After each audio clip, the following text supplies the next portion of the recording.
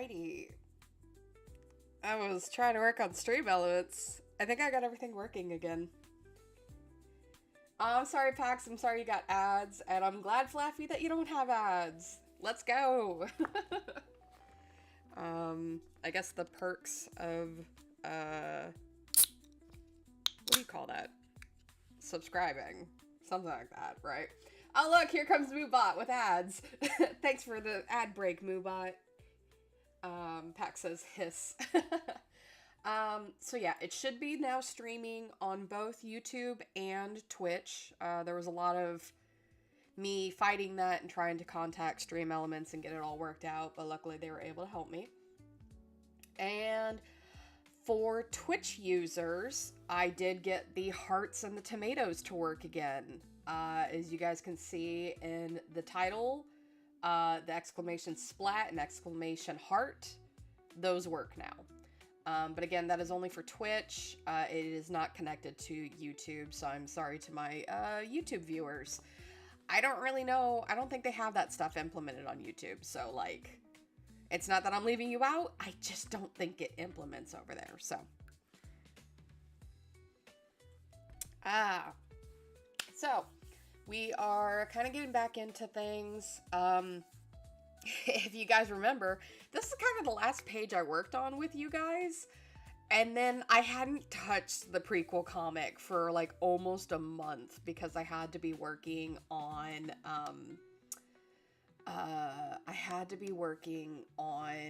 getting compositing stuff prepped. Hi, Eureka. I'm so bad at names. I apologize. But hi, welcome in. But yeah, like, I haven't picked up the prequel comic since the last time we worked on it together. So yeah, it's kind of nice to get back into it, but I also realized, oh, I'm getting really close to the parts I haven't thumbnailed yet. So I'll have to, like, thumbnail them in my free time, so that we can still have, like, pages for me to work on, because I don't think you guys want to watch me just thumbnail things. But that's not a bad thing, because that means we're reaching, like, near the end of the prequel comic, but of course I still have to outline it and, you know, color it and whatnot. But very excited to get back into it. I also had a meeting with my compositors yesterday. That ball is starting to roll, so very excited about that. We're still shooting for trying to get this pilot out this year, doing everything in my power, but, you know, there's only so much I can do, right? But I'm doing everything I can for you guys. I never want to leave you guys in the dark. Eureka says, how's your day? Pretty good. I tried to make myself sleep in, so I wouldn't be tired for the stream. And then I had like a nice cup of coffee, kind of just hung out with my dog, kind of making sure to go over some pages of what, like, I needed to get done. Overall, really good day. How are you? How are you guys? And as always, if you're lurking, I love that you're here. You don't ever have to feel like you need to chat. To my chatters, I appreciate that you chat and you keep me company. If you have questions about my series, question about my characters, random headcanons you want to tell me about, or you just want to tell me about your own stories or ideas or your day, go for it. I love hearing from you guys. Because again, you guys are keeping me sane and keeping me on track by just being here. So, very, very, very appreciative. Also, a happy Easter to those who celebrate. I'm not so much in the religious boat, but it's still like Easter eggs and chocolate and all that. Normally I go over to my family's, but I just kind of decided today was a stay home kind of day. Try and play catch up, try to get back onto streams, especially because next Sunday, I believe I will not be around for streaming, but I will be around on Tuesday and then the following Tuesday and Sunday. Of course, Alexander would sit on the arm of the couch. Yeah, why not? Why not? He deserves it. He deserves to sit on the side of the couch. How dare you bully my man, Alexander? He's adorable. I love Alexander. He's so sweet.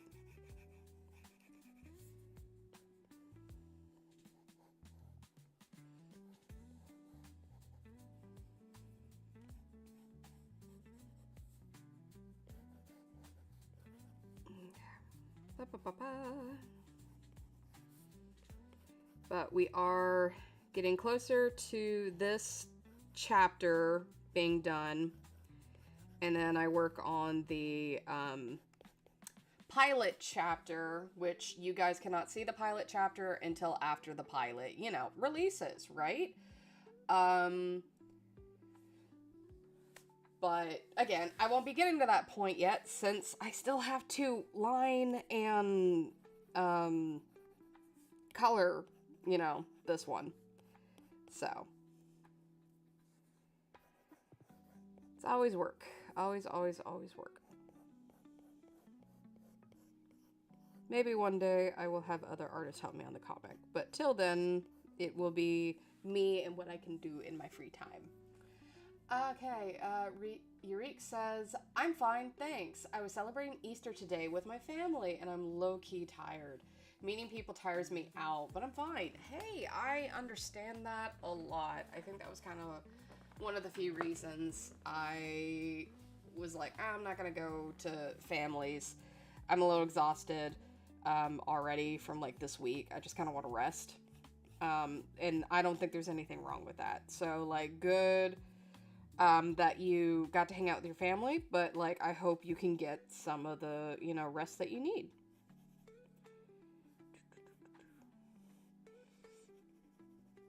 I will lock in Step's leg later. Because I'm constantly, like, thinking about, like, the design. Make sure you do, like, kind of character sheets, and I'm not saying, like, full character sheets, but, like, for comics, you should probably do some kind of character sheets so that designs don't change on you constantly. I say as I didn't do character sheets for these characters. Oops. Again, it's always a trial and error with me.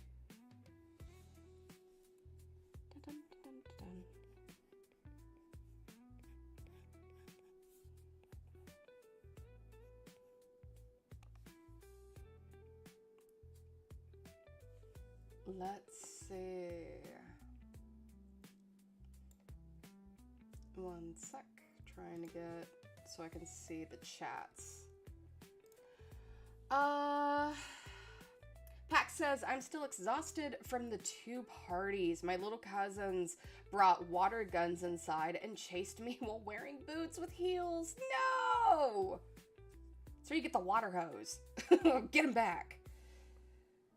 Well, hopefully you didn't, like, hurt yourself running away with boots with heels, because, like, that, I've slipped many a time, so, like, sounds like you had a good time, but also a dang it cousins kind of moment. Flaffy says, poor Step. Yeah, Step has an interesting tale of his own. We don't fully go into the story of who Step is.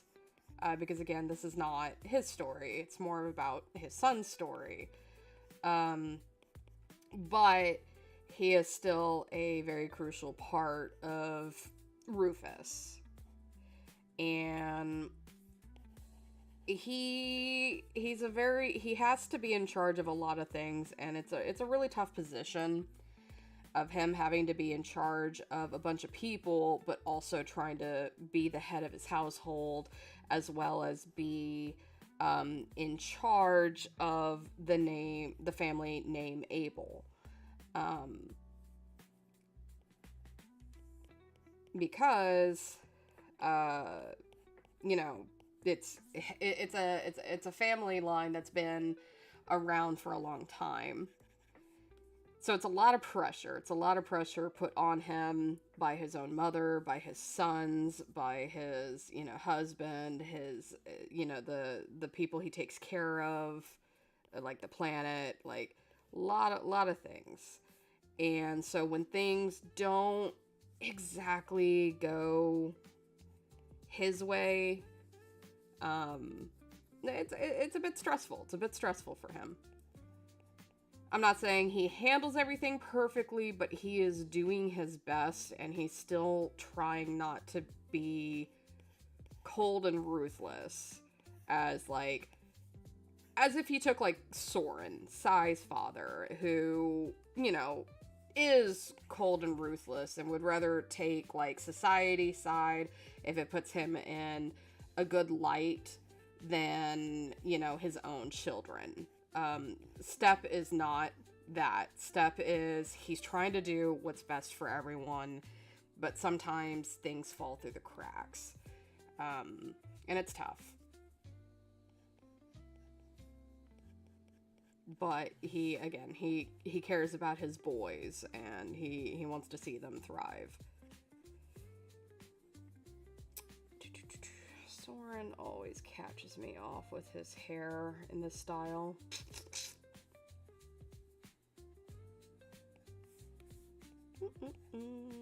Why did I say Soren? Step. I didn't say Soren. Damn that man. I had a blast. My other cousin and I hid in her room trying to hold the door closed because it didn't have a lock on it. It was 5 versus 2. We lost. Yeah, that sounds about right. Cousins are crazy. Fluffy says, get that man a beer. Yeah.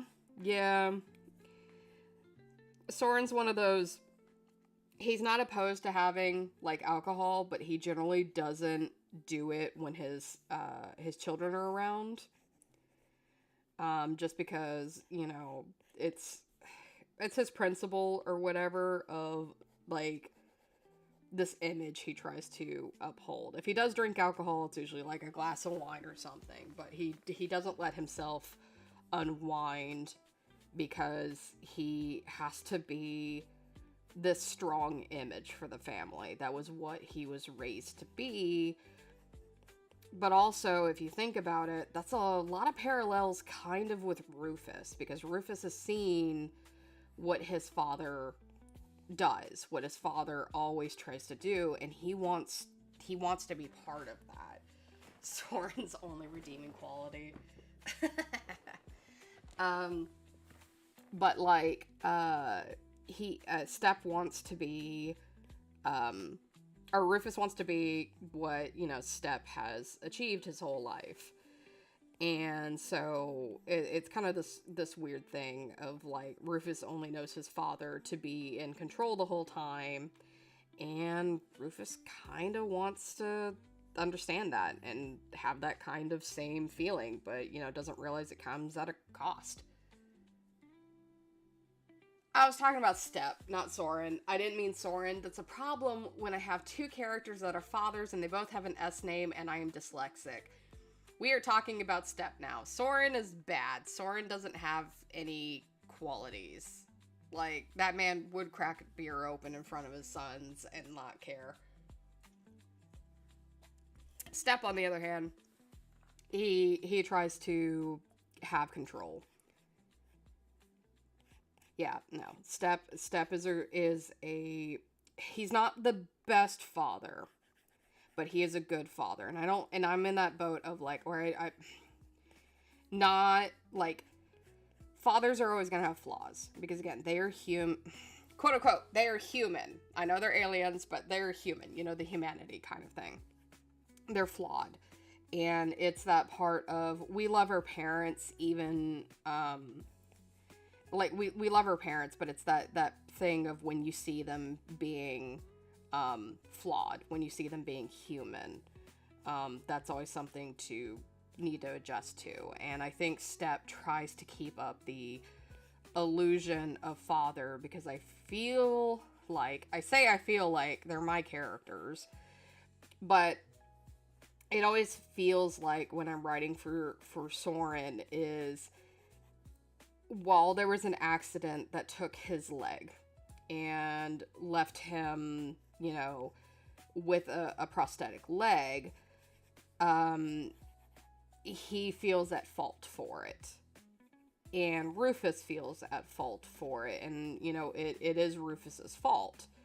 But Step kind of takes it upon himself that, like, there was more circumstances to it than just that.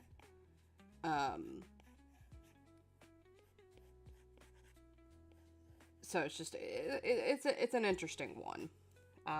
But Soren Soren. Get Soren out of here. Soren is terrible. Step, step, step. Oh my god. I'm going to fight myself by the end of the stream. Step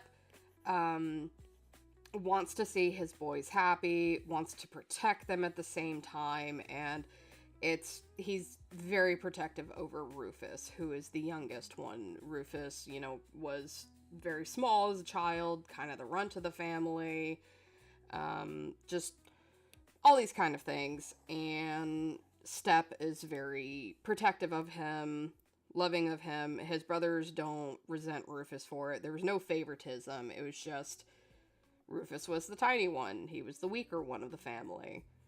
And then on top of having, like, society just not happy with Rufus, like, that's tough. That's tough for the whole family. And then you have Alexander, who's, like, the peacemaker.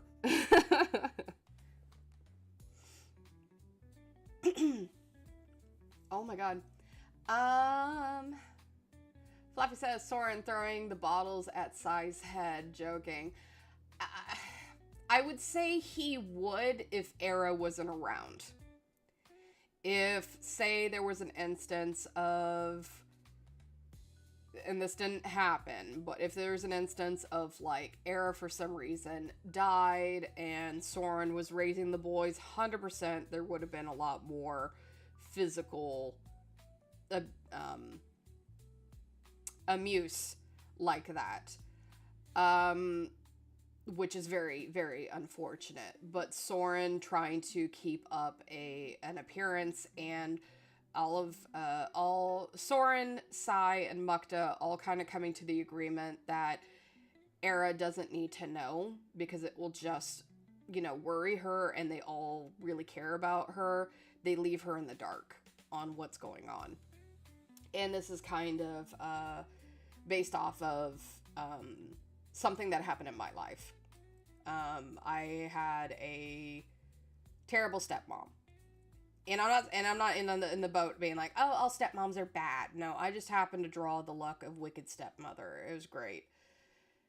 And my sister and she was very verbally abusive, and for me and my sister, we had just gotten through some family trauma stuff, and my dad had remarried during it, and my dad was happy.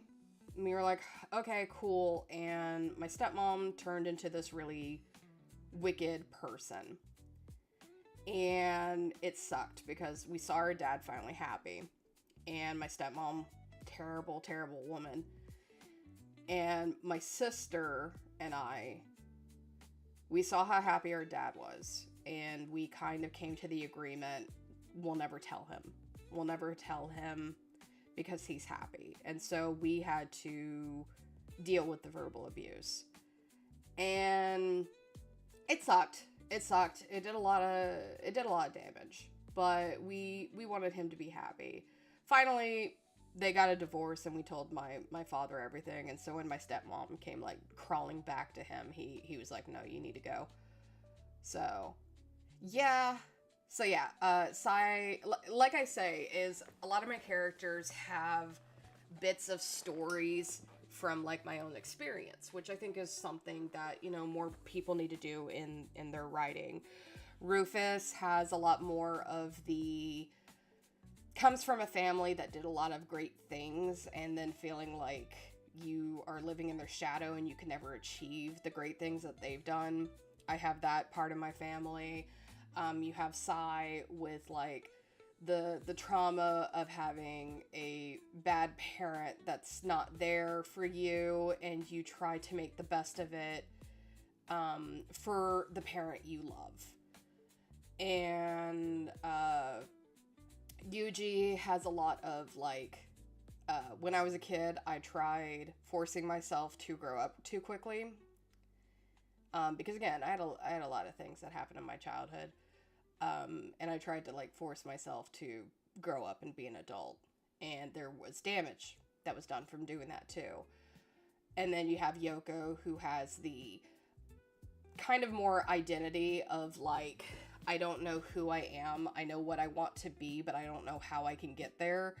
And striving for that confidence, that drive to be someone you always wanted to be, but you still feel conflicted and empty. So she has a lot of that body dysphoria that I have. So, like, yay! My characters have issues from me. I just put them in there. But, like, I think it's vital. I think it's important. Because, again, you're not the only one that feels these things. You're not the only one that has, like, things like this that happen to you in your characters. And there's some people that are like, oh, I relate very much to Rufus. I have a family like that. Or I relate to Sai. I have bad parents like that. I relate to Yuji of, like, I tried to grow up because circumstances in my childhood forced me to. Yoko, the body dysphoria. Like, I think that's very important. So, like, if you guys ever make your stories, don't be afraid to put yourself in them if you are willing to explain your past and your problems to people. Yeah, sorry, I went on that little trauma dump. I wasn't trying to trauma dump, I'm sorry. Ah, man, that was a thing. Let's see. Don't worry, Jax. My aunt was the same. I am so sorry, Flaffy. That is very unfortunate that people can just be that cruel. Yurik says, damn, I'm sorry for you and your sister. Hope you're doing better. Yeah, no, this was a long time ago. It's just one of those, trying to work through it. Trauma stays for a bit. But, you know, I grow, I learn, and then, like, just try to tell people about it to hopefully prevent it from ever happening to other people, right? So, again, sorry for the dumping, but that's why I'm very, like, close to these characters, is because I put little bits of my soul into them. Even flawed characters, I'll put parts of myself in them. Whether it's like the smallest thing or a bigger chunk, just because it becomes a little bit easier to write for them if you do that. And it's not like every single character I do it for, but like there's a handful I do it for. But moral of the story, Soren's an asshole.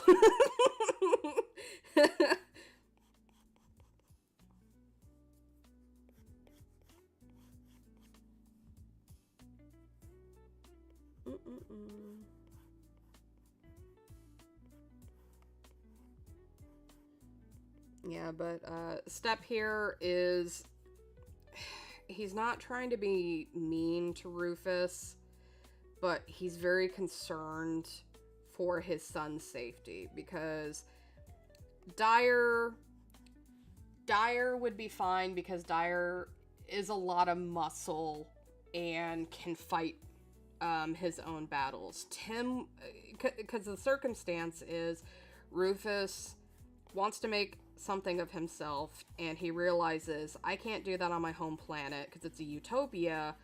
I should go to Sierrawasa because it's a crime-filled planet, and I'll do great there. I'll do amazing there. And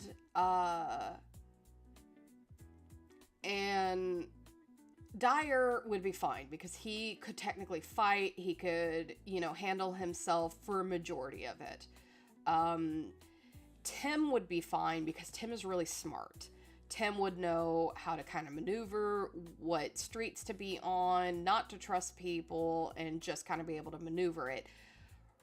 Rufus, while he's strong, he's so passive and he's so gullible that for Step, it really worries him that his son is going to be taken advantage of, that people are going to hurt him, and, you know, he's kind of right. People are going to take advantage of his kindness. And Rufus is going to get himself in trouble. Or worse, dead. So Soren is trying to discourage Rufus from going, even though Rufus is an adult. Soren just doesn't want to see him get hurt because he knows Rufus is not like his brothers. He's not smart like Tim. He's not more aggressive like Dyer. So yeah, passive, gullible, innocent. Yeah, absolutely. So it, as a parent, even though his son is an adult, that scares Step, and so Step is like, I really, no, you can't do this. He's trying to forbid Rufus from doing it because Rufus could get hurt.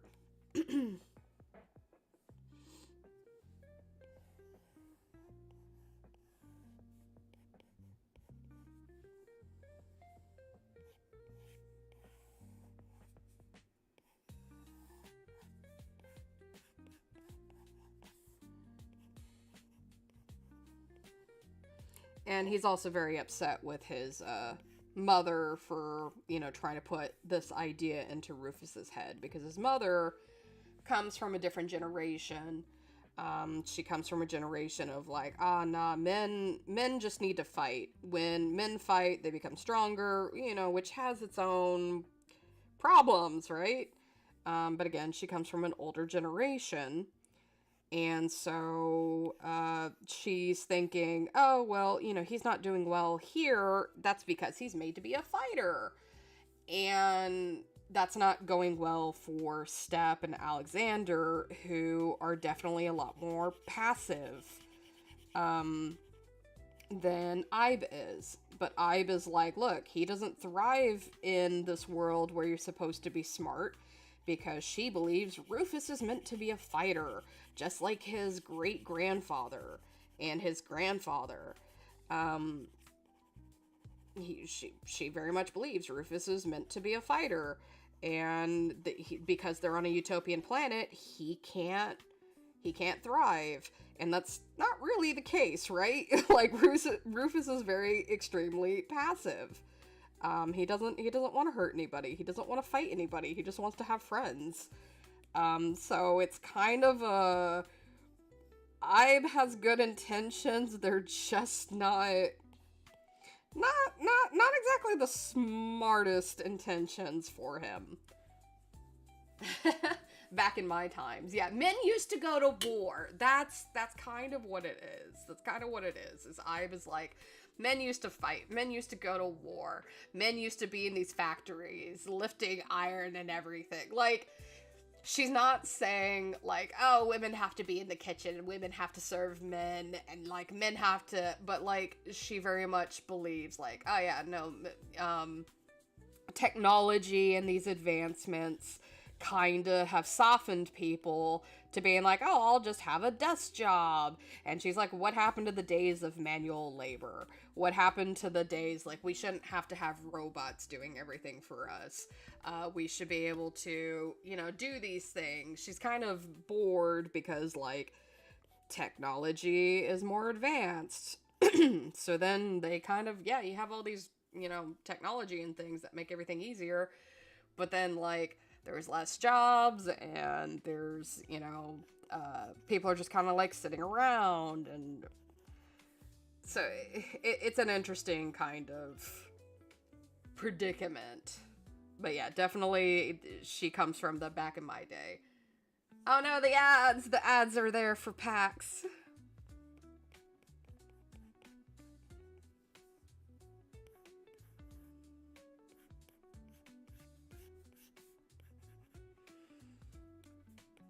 And Step loves his mother Ibe, but they do butt heads on things. But that's also because she kind of put a lot of pressure on him when he was a child. And the fact that she's kind of trying to do that for Rufus, and he doesn't want that. He doesn't want the same thing for Rufus, because Step was pretty much trained by his mother and his father to be kind of this perfect person that everybody looked up to. And it's a lot of pressure, and it's a lot of stress.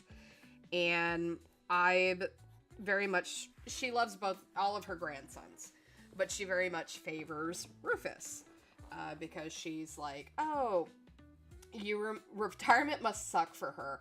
Yeah, she's very much bored, and that's why she'll just kind of like be walking around the city constantly, like going off to other planets when she wants, gambling with people. Like she's bored. She doesn't like the idea of retirement. She doesn't like um just kind of sitting around. She hates the idea of going to a retirement home. She hates the idea of, oh, I have to sit here. I'm going to play bingo. No, she doesn't want that. She's like, I'm spry still. I want to go party. I want to go have relations with a bunch of men. Like, she's still spry. And the idea of her getting older, the idea of her slowing down is, she doesn't like that. She doesn't like that at all. She misses kind of the older ways of things. Just a lot of that stuff. And she tries her best. She tries her best. She's not trying to dig her heels in, being like, no, I never want this. But she does miss it. She does miss those days. But, yeah, her and her husband, at the time, Step's father, put a lot of pressure on Step. And Step eventually had to pull away when he and Alexander started becoming closer. And while he still did a lot of great achievements and such, he had to kind of do his own thing at a point. And he doesn't want, like, this pressure on Rufus, but the joke's on him is the pressure's still there. Because again, Rufus has to stare at his whole family achieving everything while he doesn't get anything. Sai likes them older, so don't worry, lady. Oh, yeah, no, you don't understand. You don't understand. Sai would hit on Rufus's grandma, and she'd be totally into it. Like, I like your friend. And everybody's like, okay, you two need to, like, stay away from each other.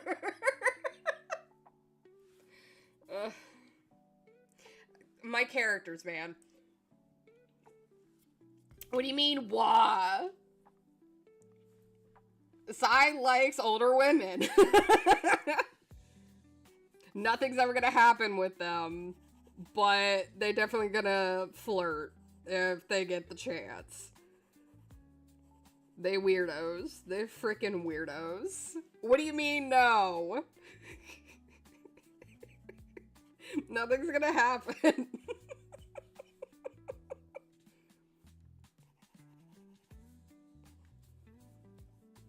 Always cracks me up. I'm leaving. Goodbye. So funny.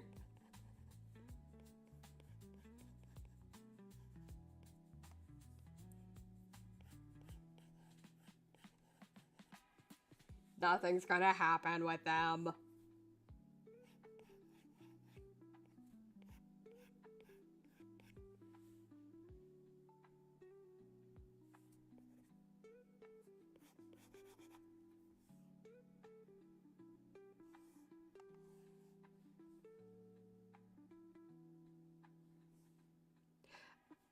I am silly. I started drawing freaking Rufus there. That's silly.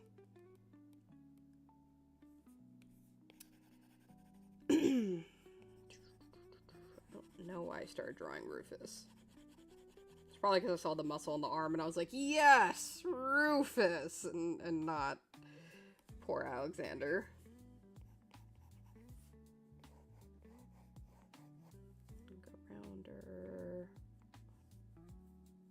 Doesn't have his apron here.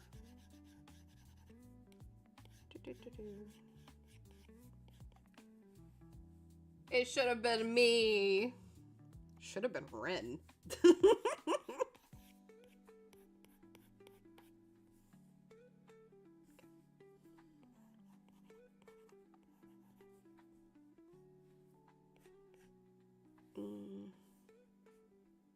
Yeah.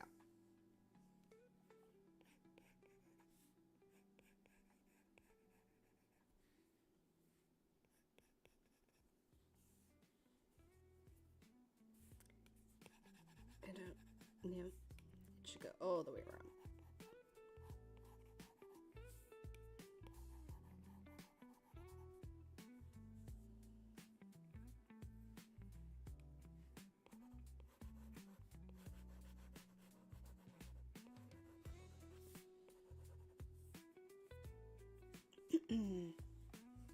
Well, she needs to back off. Rin needs to back off? Rin needs to back off. I don't think it's Rin who is chasing. I really don't think that's Rin. I think you gotta pull the leash on Sai.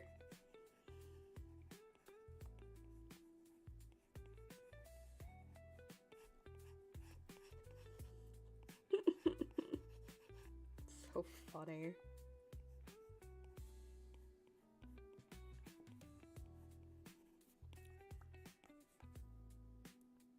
Go with Chester!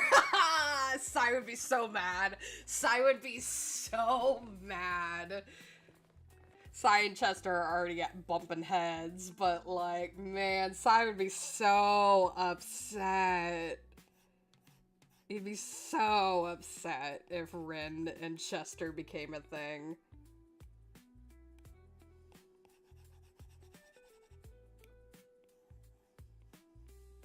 Which Chester wouldn't mind. Hi, Golden, welcome in. Yeah, Chester wouldn't mind being a couple with Rin, but yeah, no. You thought that kicking the back of the seat with Chester because Rin didn't come get him with the whole Sai thing. You would think like that would be the worst of it, but no, Sai would be a petty little thing.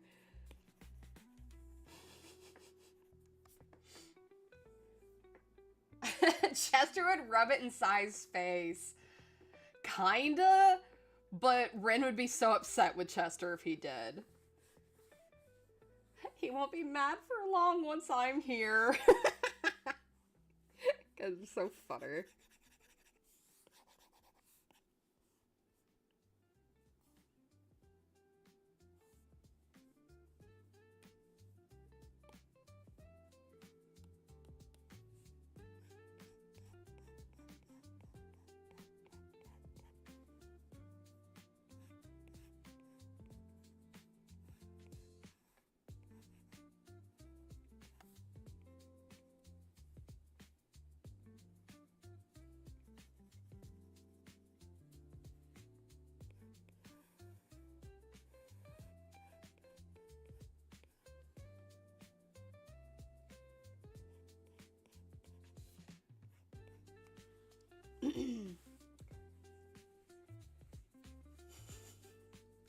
I stole it so Rin could come. Who are you? Yeah, I can imagine that being something like the first time Chester and Sai meeting. It's being like, you're not Rin. Where's Rin? Send Rin. No, those two both crush on Rin, and they both do not like each other.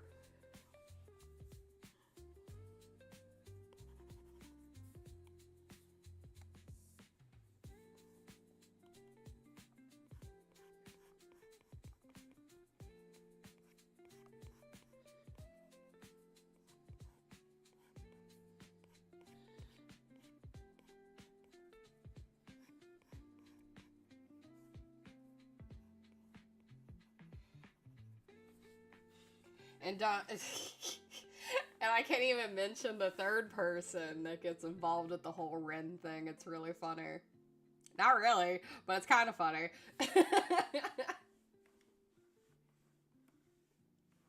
But I can't really talk on that part because spoiler stuff.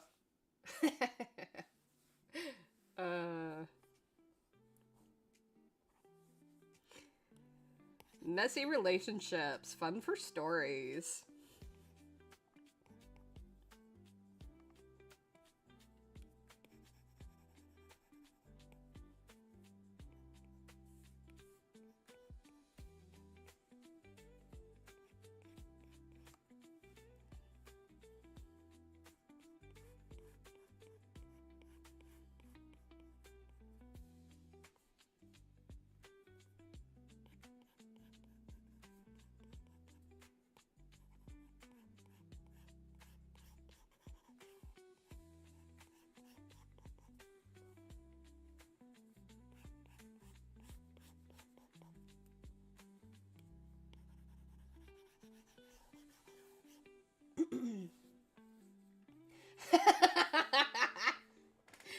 Fudge it, I'm arrow ace now.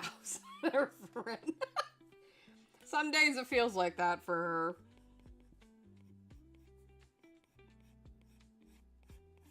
I'm just tired of all these men.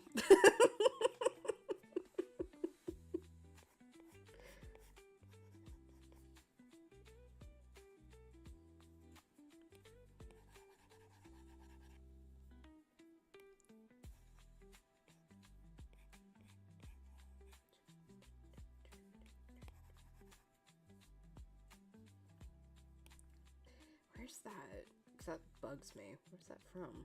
Oh, it's from that. There we go.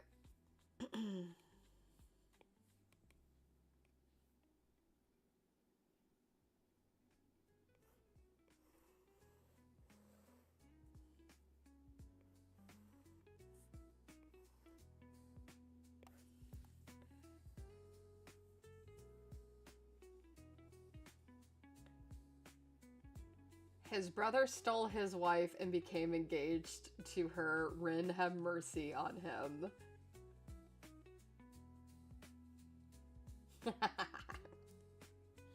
I'm not saying anything. I'm not saying anything.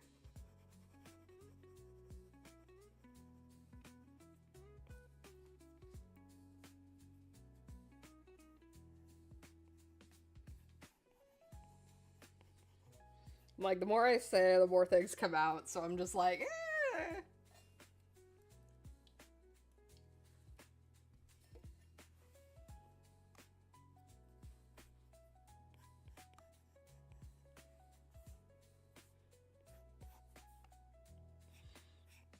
But yeah, things wouldn't be messy if it wasn't Sai, right?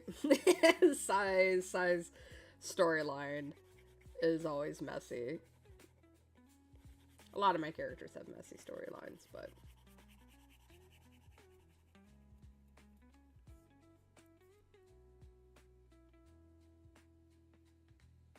What is between Mukta and Yor? Interesting.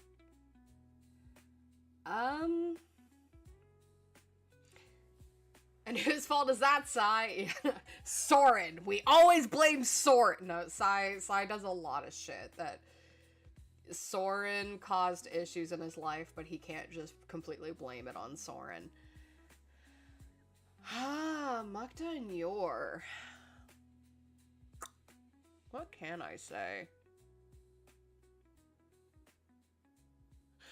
Ren, are you interested in me too, Rufus? No, but I could be if you want. I really feel like with Rufus, he would be talking to her and everything, and if she made that joke, immediately his demeanor of like, oh, hey, friend, immediately he would start freaking out, not like as in, oh my god, this is terrible, but as in like, oh god, like, oh no, am I supposed to like you? Oh god, what do I say? You're pretty. Oh no, and just start completely fumbling it so hard after talking to her normally. Like, as soon as the cards are on the table that Rufus could have a relationship with somebody, his brain short circuits. And I love it. he does not know how to like, he's gotten in relationships, clearly, but like he overthinks things. And then he starts to panic. Again, back to the Mukta and Yor thing. Yor works for Mukta, and that is the most I can say right now.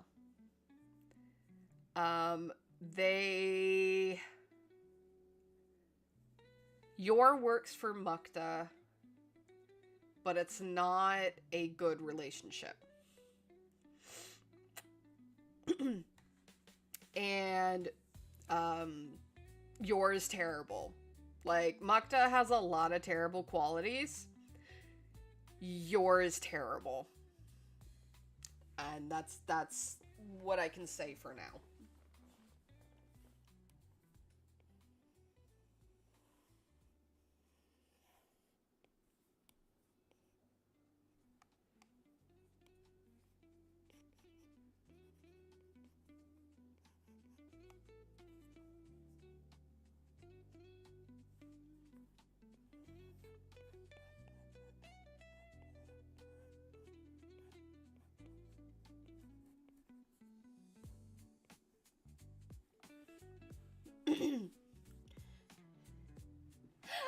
No, please give me hints. I want to sleep peacefully. There's no romantic relation between the two. Um, it is, what would you call that? I don't know if you could see the details, because I think I hide the details. Yeah, I can't, unless I've already, I haven't put out much on Yor. Yor is terrible, though. That's all I can say. I know there's going to be some people that are like, oh, you're so handsome with the mysterious mask and blah, blah, blah. Do not. And I mean that. And I mean this very seriously. Don't ever have Yor be your favorite character, and I will never make merch of Yor for everything he stands for. But... and again, I'll have bad characters that will get merch. Yor is one of those. Will never get merch. It is a bad kind of circumstance. And again, the fact that I'm even telling you guys that Yor is really bad. Yeah. I really cannot say more on that. And I apologize. That is a... later for the story. I'm just kind of happy I get to talk about Yor in Thought Story, because I had to cut out Yor when it was going to be animated. When it was going to be an animated series, I had to cut out Yor's whole story. Because there would be no way that I could make episodes. Like, there would be so many episodes and such. And episodes are expensive. It's expensive just trying to get this pilot out. But as it became a comic, Your story got to come back in, because I think it's a very important story to talk about. So we need Isaac to bite his head off. Please. Please. That would be too good for you, Yor. Flaffy says, so Mukta is just shitty for looking down on people, but Yor probably has human rights violations many times over. Anyways, yeah. It was Yor's kind of off of a few situations I've had in my life that I believe should be addressed. But very terrible dude. Don't... So the way I have the Thought story planned out is... Thought, I like to think of, is a universe. And there's multiple stories in it. However, we are focusing on the Rufus, Yuji, Sai, and Yoko stories. And that is going to be like the first 3 books. If I decide after those 3 books I want to continue, then we would have like a new cast and new planets and all that. With occasional interlinking to what you learn in past stories and such. But for this story that focuses on these characters, Yor's there, and Yor's gonna be the first person Rufus says a swear to. That'd be awesome.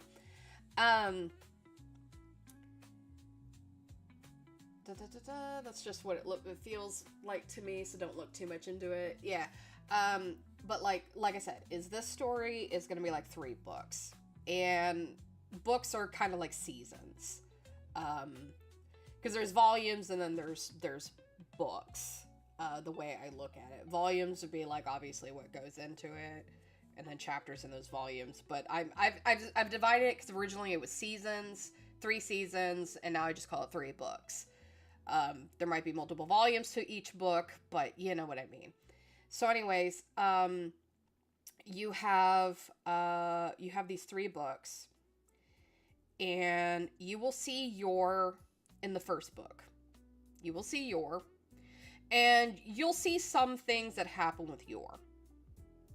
And you'll see him reacting to things. You'll see him trying to do things.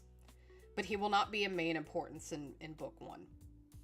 And I know it's going to cause a lot of people to be like, ooh, he's mysterious. Oh, poor Yor. I like Yor. Oh, he's done nothing wrong. He's being bullied and all this shit. And I'm scared that that's going to happen, but I know that's what's going to happen, unfortunately. And that's why I'm letting you guys know. Yor is not a good thing. But when Volume 2 and even Volume 3 start to ramp, Yor is going to be a problem. Yor is going to be a very decent problem. I don't want to say big problem because there's other problems they got to deal with. But, like, Yor is going to be there in book 1. He's not going to be on the front line of things, but he will be there. And there will be issues. There will be issues, but it's not going to be anything until, like, about book 2 and book 3, Yor starts emerging and being an issue. No one wears a smiling mask and is normal. You were absolutely correct. If you guys remember my last story I worked on, we had the Mecteslos, which were the smiling masks. The Mecteslos smiling masks, I came up with those because, so, I know I should be drawing, but here, we're just gonna have lecture time. I should get, like, a little podium for my Sona when I go in lecture moments and just switch over to that. Oh, I could, like, have, like, a little TED Talk thing where I'm standing on a stage with, like, the mic. Anyways, and I'll have a soapbox. Oh, God. I went on a tangent and I lost it. Oh, the Mecteslos. Okay, so the Mecteslos masks, I'm the one that came up with that. The smiling masks and everything. Because, again, full-on brainwashing has always been a sci-fi thing. And then, of course, everybody pointed to me going, this is SpongeBob! I never saw the SpongeBob movie. I came up with those ideas, and then Allie, Fishy, and Ken's were like, you have to watch the SpongeBob movie. And then we watched it. I was like, oh, I made the SpongeBob movie, I guess. I don't know. I never watched this movie. But those masks have a big smile on them. Because I don't get scared by things, really. Like, I'll walk through a haunted house and I'll be clapping. And, like, if I do get a jump scare, I'll be, like, laughing and clapping and everything. And laughter is, like, kind of a form of, like, stress and horror and everything. But, like, I like horror and it usually doesn't, like, get me. What gets me are smiles. And I'm not saying, like, oh, all smiles. Like, I believe people should smile. I believe, like, you know, a smile is healthy and everything to have. But it was the consistent of, like, society. I've always been against, like, societal norm stuff. Yay, my goth ways. But when society is like, you should just smile. You're sad? Just smile. You'll feel better. Oh, you look so much prettier if you smiled. And I don't know, something about that. Something about, like, conforming and hiding behind a smile and being, like, this cheerful kind of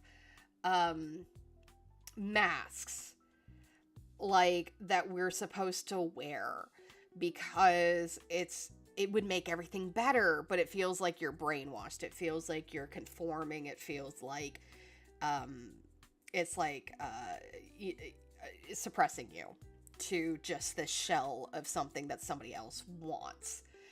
And so smiles have always kind of unsettled me like that. And I'm not saying, like, I can tell the difference between a genuine smile and a smile that is, you know, caked on.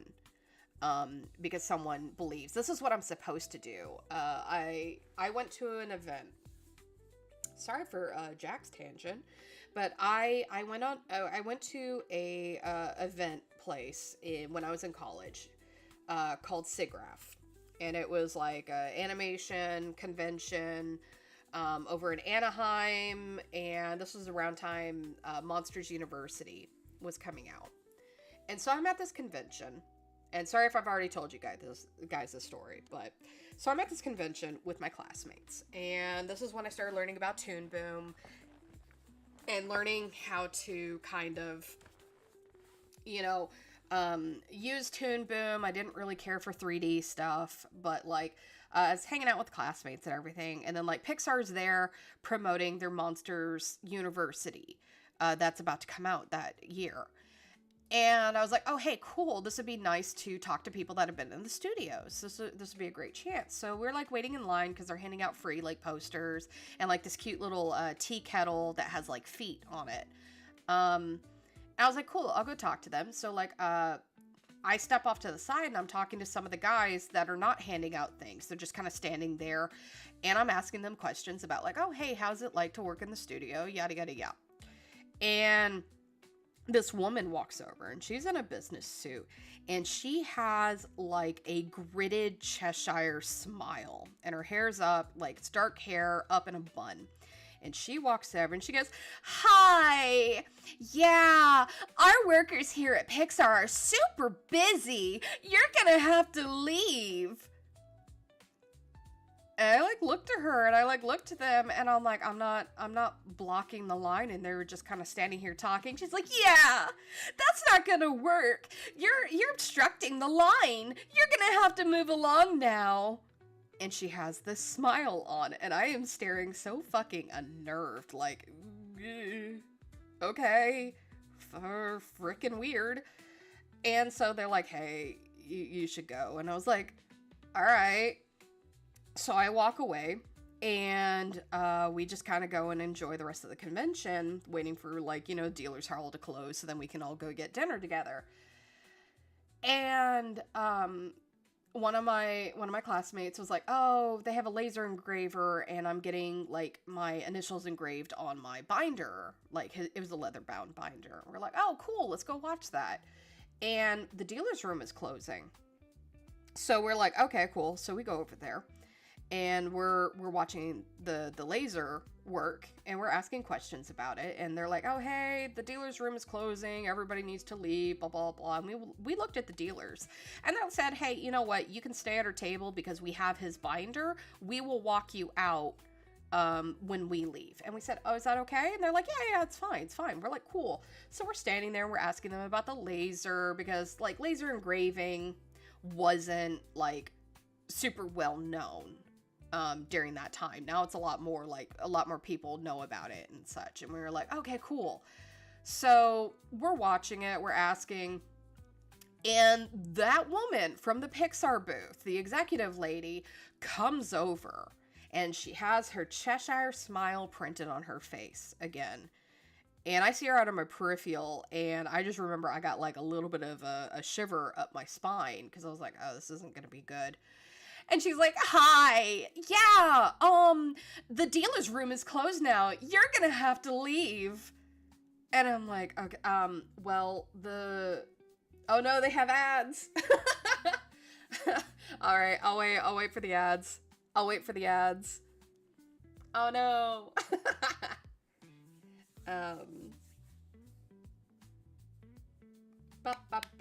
You gotta love ads. It's okay, it gives me time to drink. Also, Liquid Death, if you guys want to, like, sponsor me. Nah. Want a break from the ads? Yeah.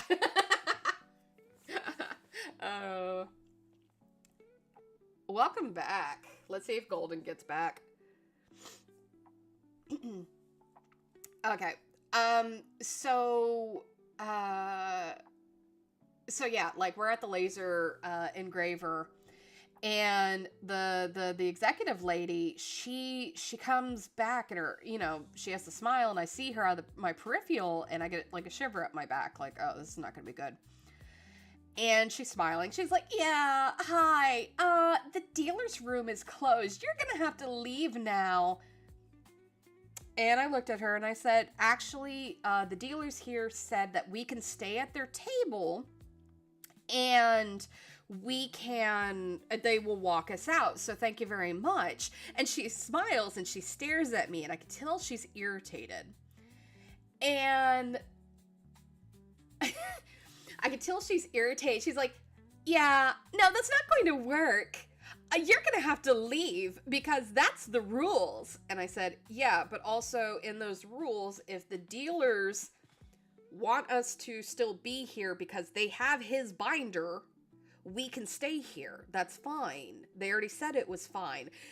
And she stares at me and she's like, I'm going to have to get security to escort you out then, aren't I? And I'm staring at her in disbelief. And the dealers are like, hey, why don't you just leave? We'll just keep this guy because we do have his binder. The rest of you guys should, just kind of head out. And so I'm like, I'm so fucking irritated, and my group's irritated, and we leave. And she is behind me, and this lady goes, okay, thanks for coming by. That made me so mad. But like, smiles unnerve me, especially smiles like that. Smiles of someone who's in power, smiles of someone who has lost control, smiles are interesting because they can tell a lot and they can hide a lot. And so pretty much, I've always been unnerved by them. Having been, AFAB, and, oh, you should smile more because you're a girl, the lady from that event, watching people smiling when their world is crashing around them. I think smiles are horrifying, but also fascinating, they don't always mean what you think they mean. So I know with the McTeslos, I did that because those were people that had no control. Those were people that were conformed, because it was a brainwashing thing. Smiles on yours mask it's not all what it seems, and especially because his mask is a half smile mask. Originally, it was a full plated mask, but then it became a half mask. So it's a definite, he's hiding behind it, but you can still see there's a man behind there, and there's bad intent behind that mask. As opposed to, oh, I don't know what's happening. I can't see. No, I chose the half mask because you can see there is a man under there, and you can see that there is not good intent. While the upper half of the mask makes it look like he's smiling, he could be scowling underneath. Like in the jaw region, you can see that. So I think that's going to be very interesting to play around with for Yor. So he's a very interesting character. Do not like him, and I'm very legitimate serious about that. Literally one of the most famous smiles is a man going through shell shock in one of the world wars. Yes. And that smiles are terrifying. Because again, a lot of it is like people smile to hide trauma. People smile because they're having a good time. People smile in the fear of danger and trying to seem composed. People smile because they don't have a choice. It's interesting. It's terrifying. It's interesting. And generally when the smiles I'm talking about are the not genuine smiles. Because sometimes a genuine smile can melt your heart. And you can feel elated seeing somebody with a genuine smile. But when I see these fake smiles, there is always like malice behind them. And while it unnerves me, it's also fascinating. So like that's why it generally kind of implements back in my things of like there are different kinds of smiles, and do keep that in mind for my series.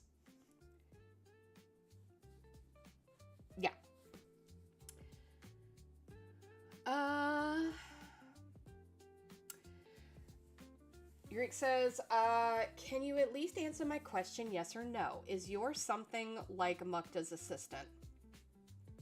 Not really an assistant. So, does he aid Mukta? Yes. Is he Mukta's assistant? No. Mukta's assistant is a guy named, oh god, my brain is blanking. Matthias. Matthias is his assistant slash secretary slash steamy office romance at one point. That is Matthias. Your aides, Mukta, but they do not have a good relationship, and they do not have best intent for one another. But they are in this circumstance due to a certain situation, which will set it up that people will pity but Yor is not. It's going to be a complication. There will be a circumstance where you go, oh, poor Yor in this situation, but it's not really. It is, but it isn't. It's a really complicated because, as I have explained in my story, nothing is exactly black and white. Yes, there will be some moments where it is black and white. There's a lot of gray areas, and some gray areas are darker than other gray areas. So it does, gets a little interesting. But yeah, no, not an assistant. Matthias, though, is. Matthias is a sassy assistant that is very, very, very jealous and upset with Candy, even though it's not Candy's fault.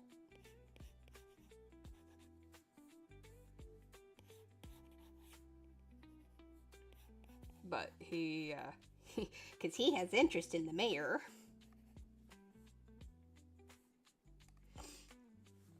I like when you guys ask me questions. I just feel bad when I can't, like, answer some of them.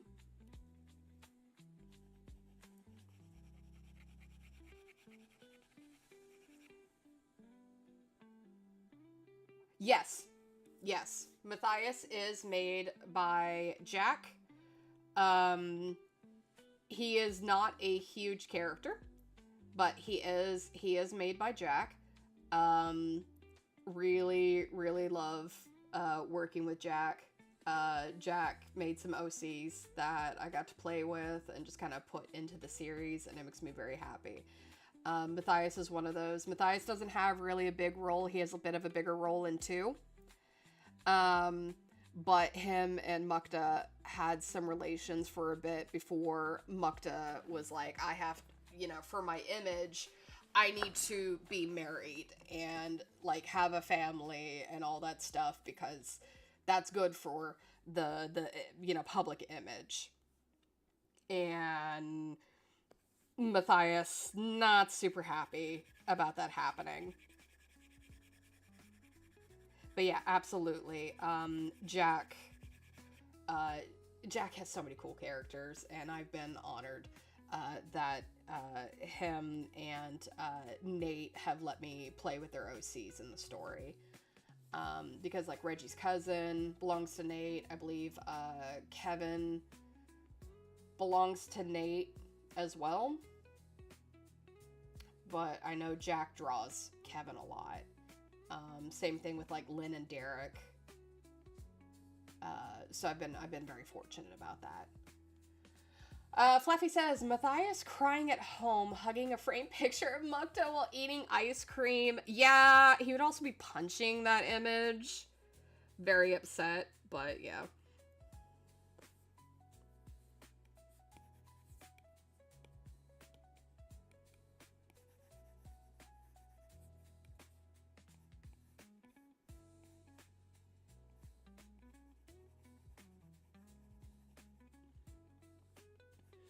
But Matthias gets a little bit more of a role in 2.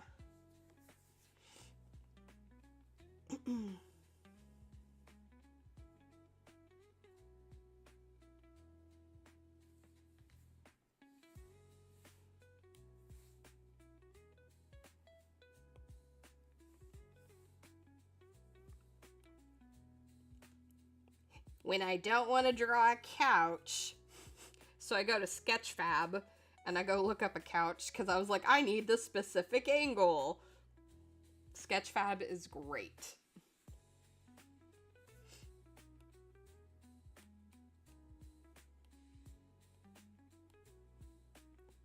Because I like doing fun angles. It's just sometimes they're very difficult to do.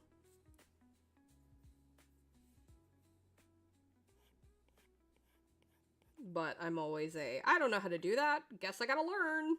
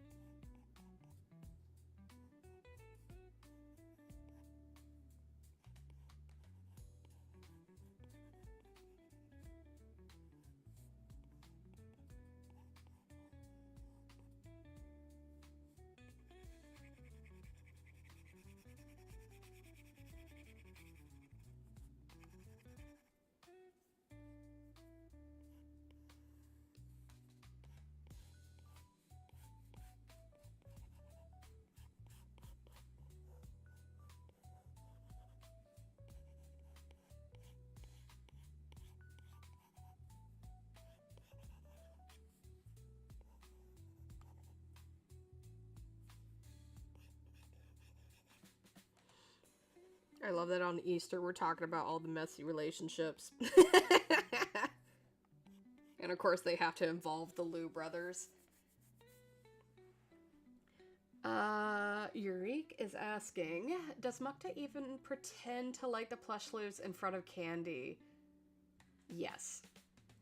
Mukta does pretend to like them. He doesn't go as far as Sai does with like, oh, I'm gonna punt you, or I'm gonna shove you, or put a bucket on you, and Sai is very, very cruel. Mukta, though, will pretend that he likes them, be like petting them with his gloved hands when Candy is watching. But when Candy is kind of, doing other things, he'll like pull out a handkerchief and start wiping his gloves off that touch them and then just throw the handkerchief away. Like, these men have issues with animals I'm gonna blame Soren on that. But, yeah. He generally does not like these things, but knows that Candy likes them and has done a lot. But, like, it's gonna be an interesting situation of when they get married and what's going to happen with the plush Lius. And I say when they get married, and that's with air quotes.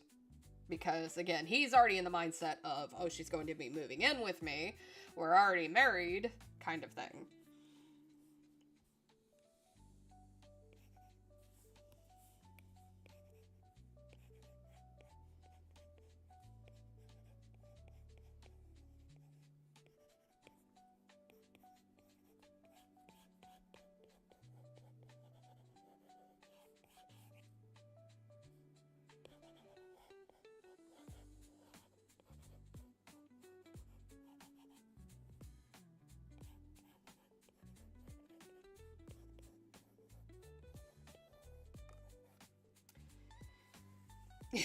Zippy to Mukta, she'll never believe you. He probably sees them as rats or something. Yes, he very much does see them as, oh god, what is that? He sees them as an invasive species. Because technically they do not come from that planet. He does see them as like rats and vermin kind of thing. A lot of the things she has are technically invasive species, but she keeps them contained.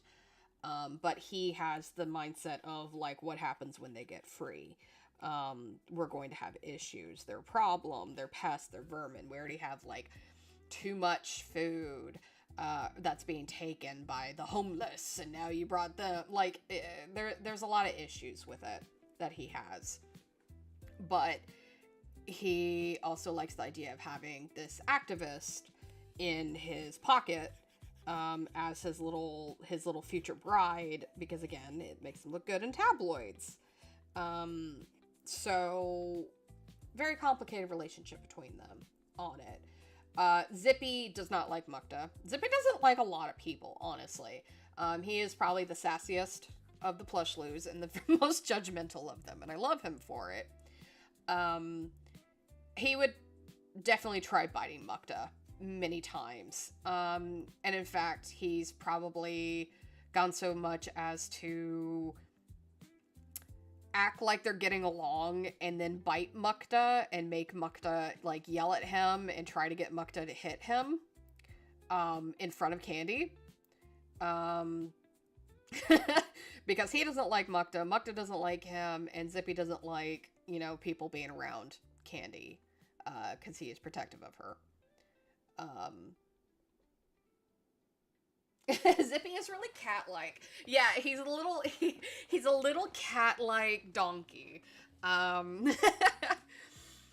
He's sassy, and I adore him. I think he's really fun. The other Plushloos are fair more timid than him, but they do follow suit to Zippy. Zippy is very much a leader, and if they feel like, oh, that's a threat because Zippy told us it's a threat, they can get very grr. But generally they don't. Generally they don't, because Zippy's the one who's just kind of acting up. He's just a little sassy guy. But it's kind of that very, very protective over Candy. Especially in this world where a lot of people would hurt Candy. Yeah. But the fact that Candy, like, took time to save them, and protect them, you know, he doesn't like, you know, people trying to take advantage of her. And also, it doesn't help that Sai and Mukta are going to smell the same. Sai's probably going to smell worse, but, you know, them being brothers, they still smell the same. And when one of them is punting you every single day, you're probably not going to like this one that smells just like that one, right? So doesn't like him for that reason either.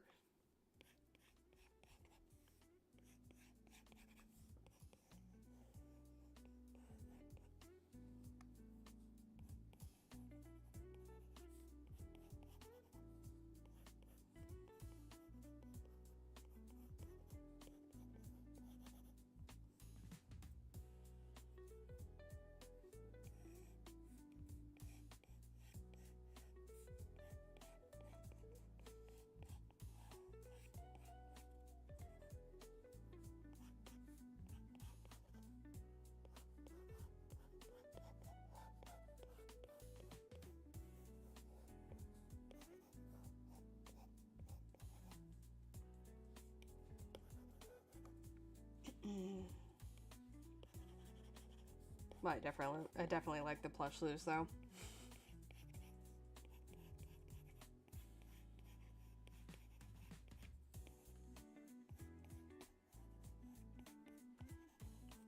Just because I like the idea that you have these critters that are very cute and kind of plush-like, and it's like, oh yeah, oh, people should make plushies of them. Oh no, they make plushies out of them?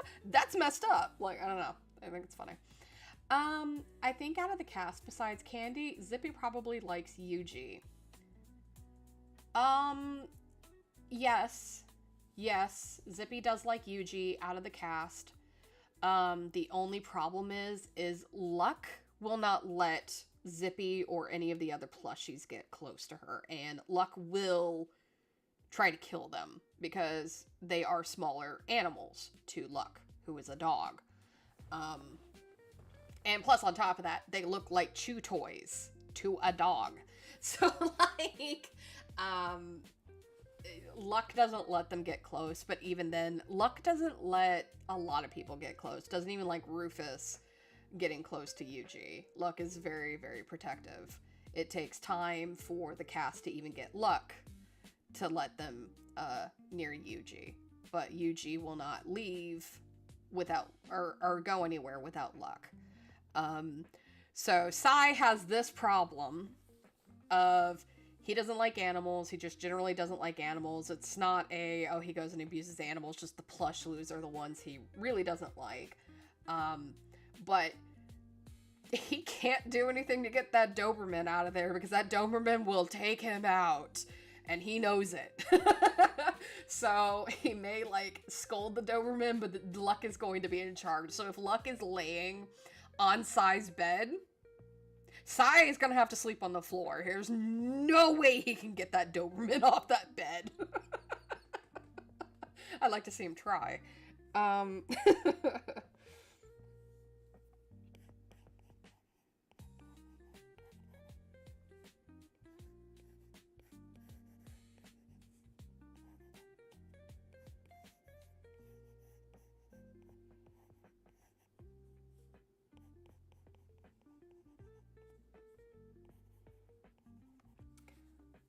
Hi, Magnus. Welcome in.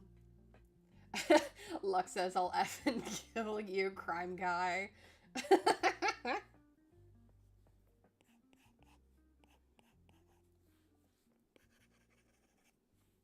Yeah, no, Luck is I love Luck a lot. I grew up with Dobermans in my family. And Luck is a little bit based off of one of the Dobermans that absolutely hated me as a kid. And I never got mad at that dog. We name our dogs after gods. And when I was a kid, my grandparents had a chocolate brown Doberman, and a black Doberman. And the black Doberman, Athena, very sweet, very loving. She loved us kids. You know, she was a big old goofball. And then you had Hera. Hera did not like us. She especially did not like me. Now, to be fair, when I was a baby, I had one of those walking around strollers with the wheels that you just put me in, the baby bumpers or whatever they were called. And I would just go running around in that thing. Parents wouldn't watch me or anything. And I would want to go pet the puppies, and I would run them over in that thing. So, like, I don't blame Hera for not liking me because I kept running her over. And so when I got older, like a bit older, I'm still like a toddler at this point, my grandparents would put Hera in the bedroom because I wanted to pet Hera and be Hera's friend, and Hera did not want me anywhere near her. So my grandparents tell me, hey, do not go interact with Hera. She does not want to be around you. And I was like, okay, fine. Well, they have like a little hallway bathroom that would lead into their bedroom. And so I was going to the bathroom, and my genius toddler brain was like, I'm going to make Hera like me. We'll be the best of friends. She'll like me. And I go into the bedroom, and she's laying on the bed. She picks up her head, and it's in the dark. She picks up her head, and she growls at me, telling me, you need to stop, and you need to go. And of course, nope, don't listen. We're going to be best friends. And I go to her, and she is warning me. She's doing all the things that she's supposed to, telling me I need to go away. Nope, we're going to be best friends. So my little toddler self goes up to her, and I try to reach out and pet her, and she's still giving me all the signs of, you need to leave. I'm telling you, you need to leave. And I tried to pet her, and she bit my face. But it wasn't the teeth did not penetrate my skin. She bit my face, but the teeth never penetrated. It was just a really hard, like, nip telling me I need to go away. And it startled me. I didn't scream and I didn't tattle on her because I was told, don't play with her. She doesn't want to play with you. You need to stay away from her and all that stuff. And so, like, I never tattled on her or anything. I left. She told me she bit me on the face. Did not penetrate, no blood drawn, nothing like that. But she did bite me on the face. And I was like, okay, I messed up. That's my fault. And I left. It wasn't until I was about 12 that her and I started getting along, and then she died like a year later after that. But like, she was a good dog. I was just a nuisance of a child. But very much, Luck is a bit based off of Hera. So yeah. Pax says, I had a German Shepherd and he acted exactly like a cat. Oh yeah, how so? I used to have a Vishla and she would climb on the back of the couch. Yuji to Luck, you can't be doing this, man. Yuji would tell Luck he can't, that he needs to relax around Rufus after Yuji starts getting used to Rufus. But definitely there are, issues. Luck doesn't really like a lot of these people, doesn't trust a lot of these people.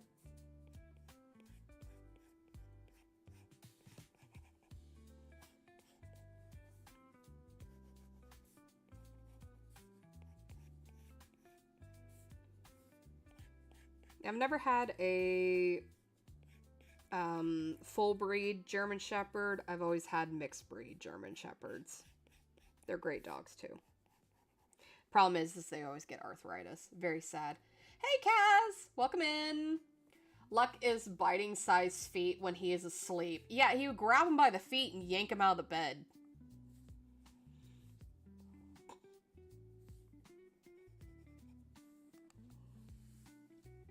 How are you, Kaz? Okay, Rufus's hair is here. It's always difficult when, like, you're drawing these angles and you're like, oh, wait a minute, which... Oh, it doesn't matter. His hair's slicked back. This doesn't matter. I miss his hair. I miss his hair. One day, I won't have to draw it slicked back. Today is not that day.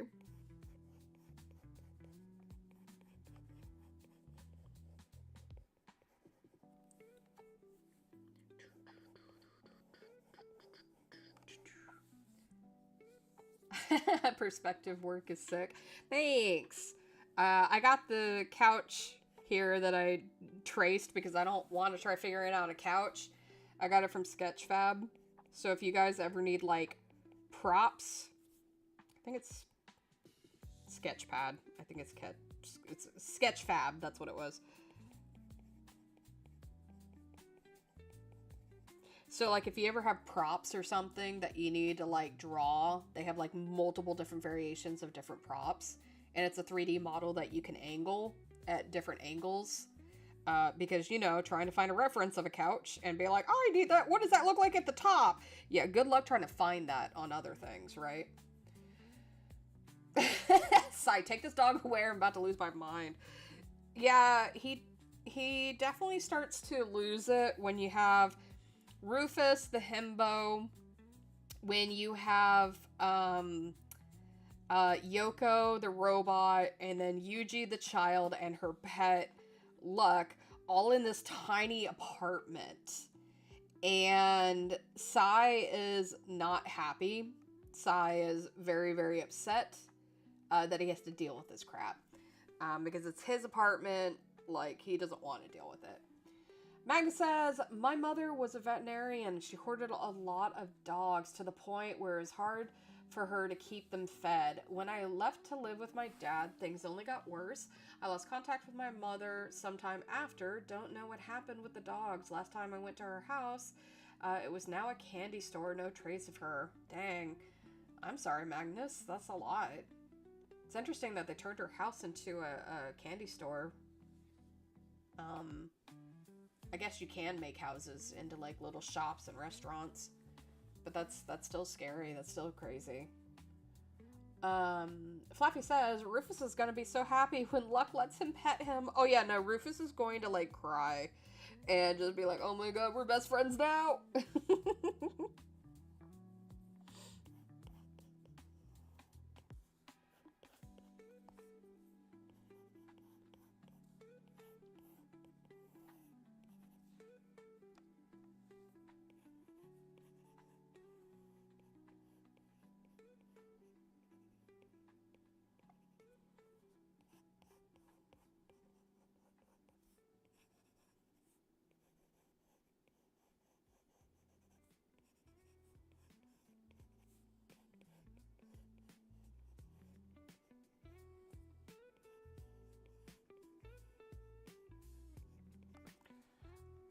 Welcome back, Pax.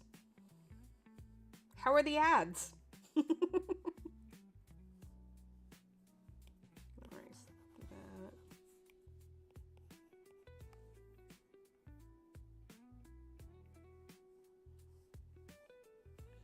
And then there's a TV back here. It's a small TV compared to Rufus, though.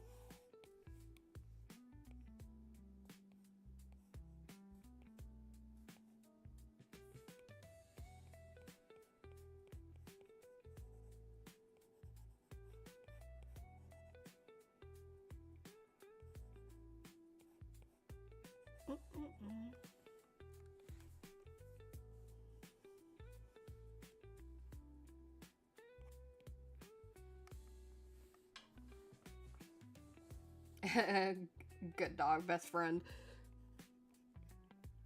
He'd be like, best friend, don't tell Sai, he'll be upset.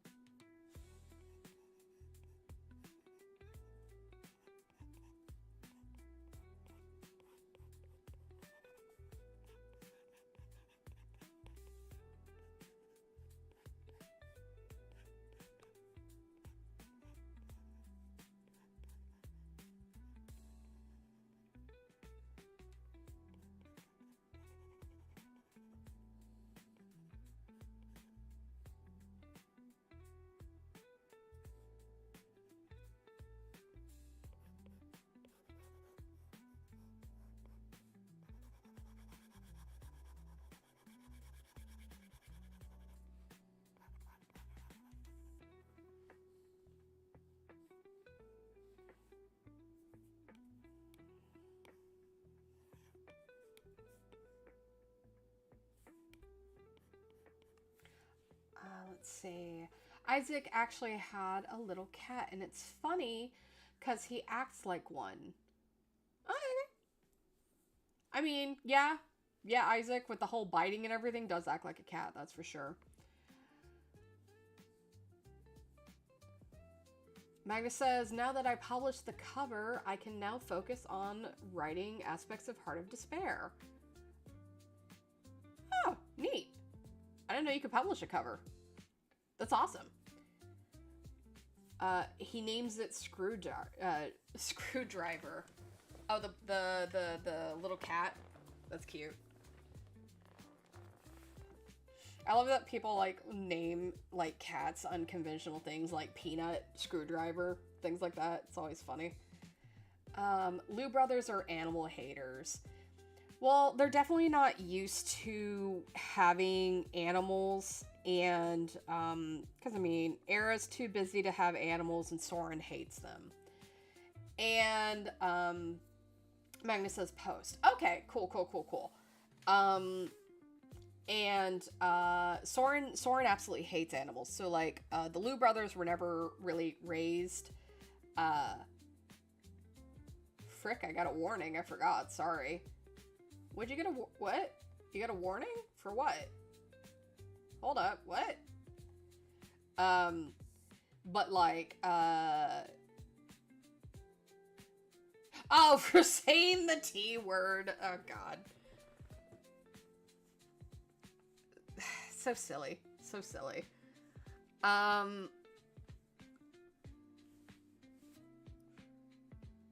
My brain shut off. Oh yeah, no, the Lou brothers never had pets, so they don't really know how to behave around them. And also, when they come from, like, a family line of, like, where you have to be in control at all times, animals don't let you get to be in control. Yes, you can train animals and do all that stuff, but, like, if you don't know how to do that, animals will do things that they want to do. Like, that's just kind of what animals do. So, like, it's kind of the same thing of, like, them having children.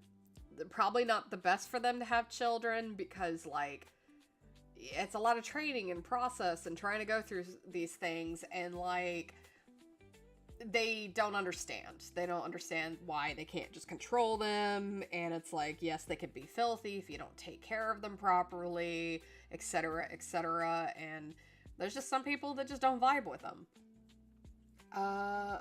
Fluffy says the only pet Victor had was a flock of chickens. Chickens are crazy. I watch like my aunt's chickens. They're like little raptors. They will like stare at you through windows, and it feels like Jurassic Park, except like they come up to like your shin. Um, they're funny little guys though, but they will tear up your garden. Pax says my brother and I are getting a cat. His name is gonna be Xbox. Xbox, get in the box. Kaz says, I meant to ask, is there an Easter or equivalent to Easter in Heroes of Tomorrow's universe? Okay, so there is a newsletter. There is a newsletter about a Easter egg hunt. I leave a lot of my newsletters up to Allie and Fishy to come up with. And for a while there, they were doing a lot of holiday ones, and I had to pull them back on the holiday stuff. But there was like an Easter egg hunt. And if I remember correctly, I don't remember, honestly. I don't remember the Easter egg hunt one. But it was like Yuji and Rufus were there as an Easter egg hunt. A bunch of people had egg names. The eggs were produced by this company and probably toxic and like, yeah. I don't remember the whole thing, but yeah, no, Easter is a holiday they have. But it's more of just like the commercial version of it, and it's like they're bad eggs. It's not like it's going to be anything in thought itself, but it is in the newsletter, yes.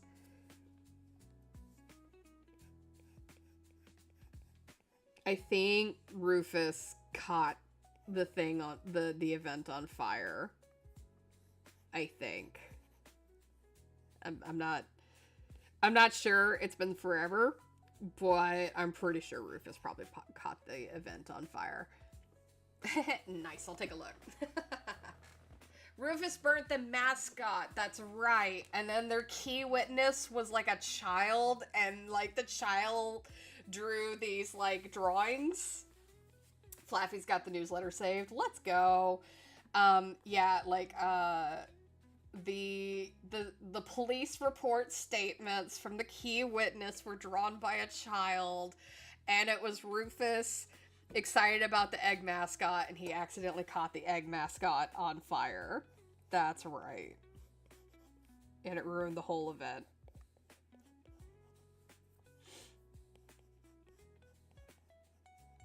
Because he was trying to get Yuji to go to another, like, childish thing.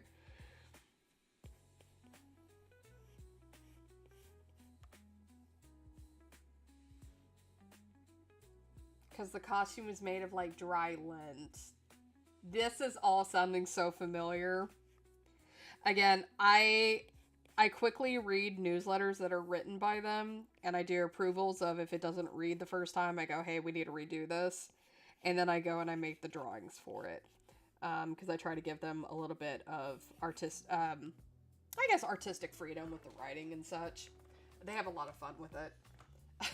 I forgot about that one. But Isaac acts way more like a cat than Screwdriver did. What do you mean? Than Screwdriver did? What happened to Screwdriver? You're making it sound like Screwdriver's gone.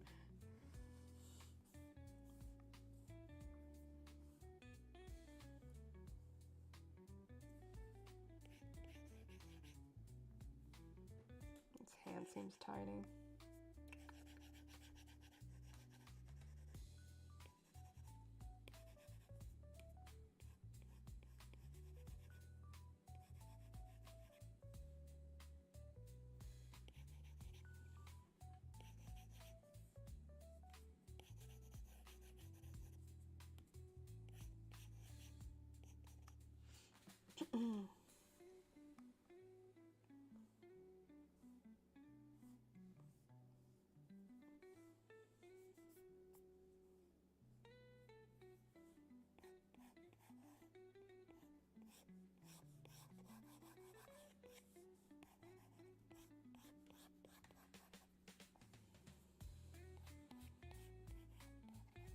Yeah, we have a lot of the newsletters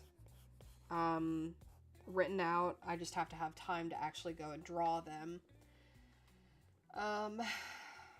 Still have more of them writing out, but right now we are focusing on writing chapter 2 and trying to get that going, because we're trying to get the chapters written out and make sure the story still flows and things don't change like midway. It's easier if they're in script form for us to do that. It's not like we're trying to write the whole story in one swoop, but definitely trying to keep things consistent. But yeah, very, very excited for chapter 2, though it's more of a in-between chapter, because we realized we need some more in-between chapters, since it used to be like all cut and dry for animation. Pac says, oh no, he's not, lol. I keep saying stuff past tense. No, Screwdriver is with his mom chilling. Oh, okay, cool. I was about to say, nothing should happen to Screwdriver.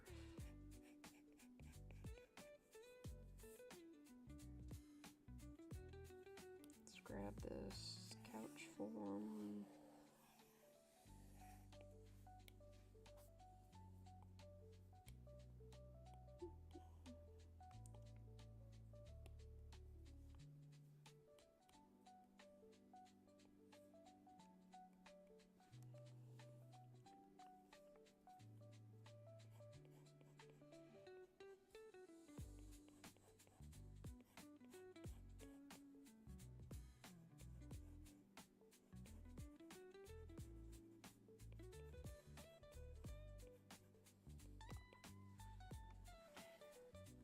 No! Not the raisins! Okay, Sai is living in a shitty, dirty ass apartment while Mukta is living in a freaking gothic castle and saying, oh, it's not that big. Absolutely. If we could give Mukta a big castle, absolutely. He has raisins. Happy Easter, Chris. How are you, man? We definitely got a voice chat. Just kind of hang out and all that. Let's see. Flaffy says, this Easter should have been Rufus managing to get Yuji in an Easter bunny costume. She immediately takes it off and burns it as Rufus progressively says, no! Yeah. Yuji would probably also break his arm before he could ever try to get her in it. But, yeah. Doing okay. Back spasms, but alive. No! Still? Boo! I'm gonna fight your back. I might massage it if I fight it, right? Just kind of like meat locker punch it. Magna says, are you gay or are you Jax? Yes. I nod. Yes. Pac says, at one point, the cat just randomly pops up out of nowhere, and seeing Isaac after a couple of months, like, hey dude, just making sure you didn't lose your head yet. Aww. It's cute that his cat comes to check up on him.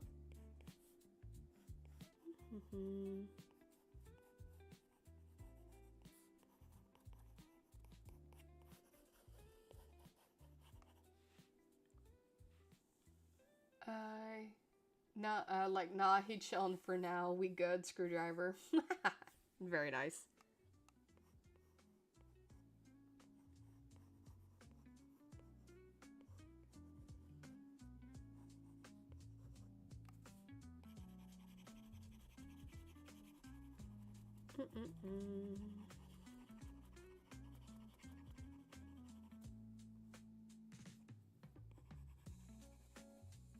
Should have made lunch. Whoops.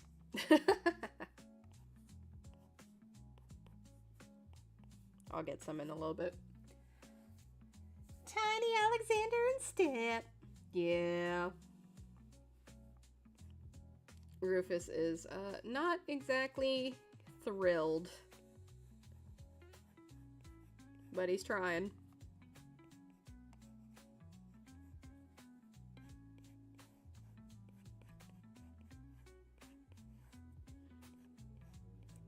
It's always fun drawing like tiny characters, and then when they get too tiny, you're just like, oh, okay, cool. Yay! tiny characters in comics. Wee! Like, when they get too tiny, you're just like, I guess this is them now. It's not the brush. But luckily they're not too tiny. They're tiny, but not too tiny.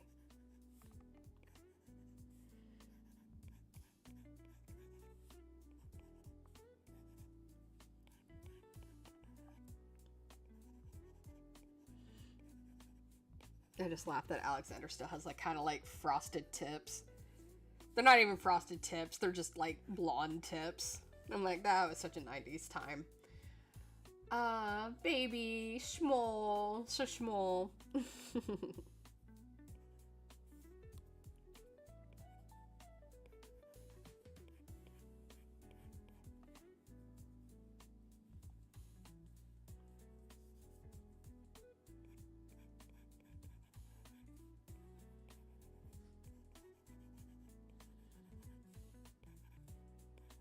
But yeah, very, very happy. Some artists were talking about different references they use for drawing and such, and like turning me to Sketchfab because there's too many times I'm trying to like, I'm wasting time trying to be like, I need to find a chair, I need to find a stool.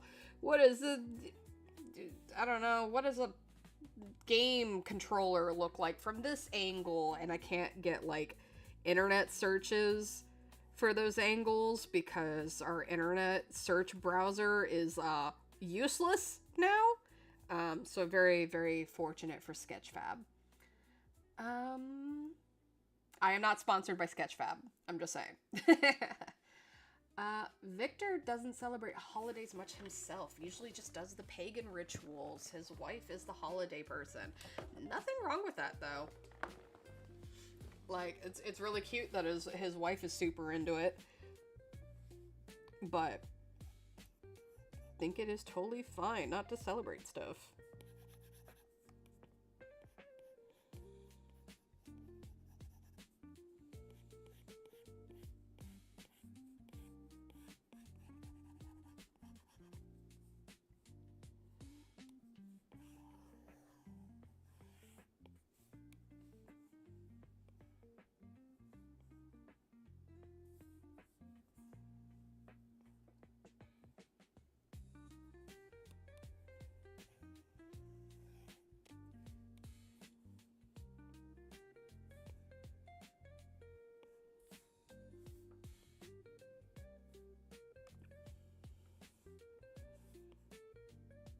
Okay, so gonna be getting close to ending the stream for today.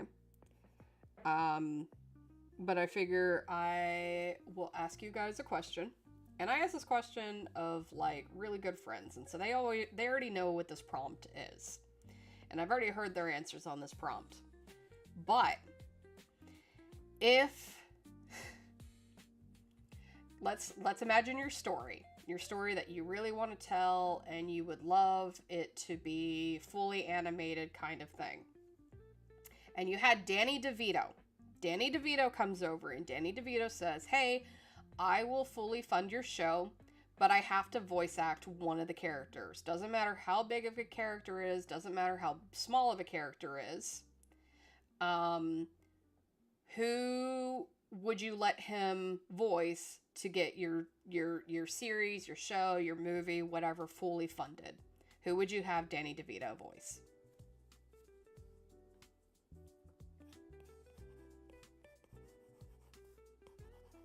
Or would you turn him down? I haven't had one person turn him down yet.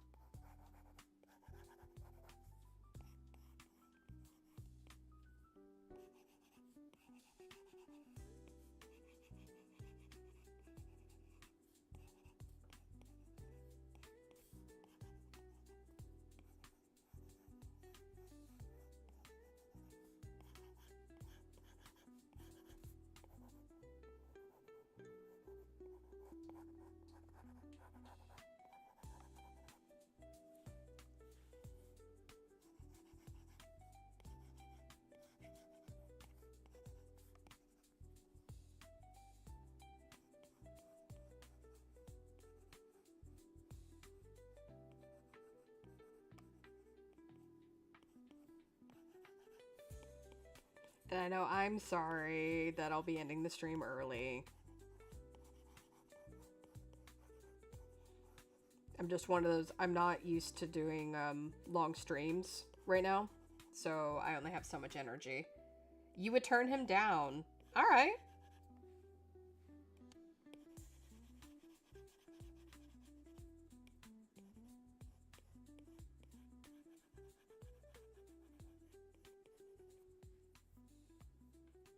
You have absolutely no idea. I think for human cattle, he would fit my character, Shunnery. Not sure if he can do an Irish voice, though. A second option would be one of the small demon members of the Mystic Brotherhood. Has to be a character of small height. Okay, give him the Philatides treatment.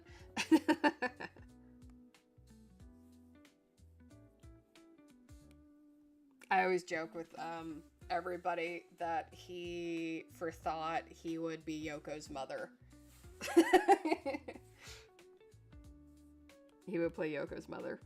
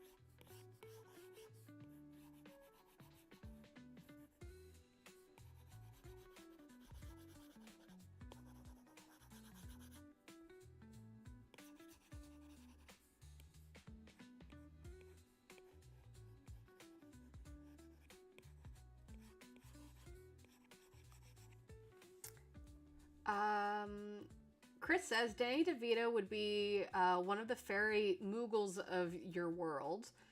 Maybe like a major political leader who sounds like a slime ball but is actually just a crafty old man. I would love that. I would love that so much. I really want to see that, Chris. We gotta go contact him.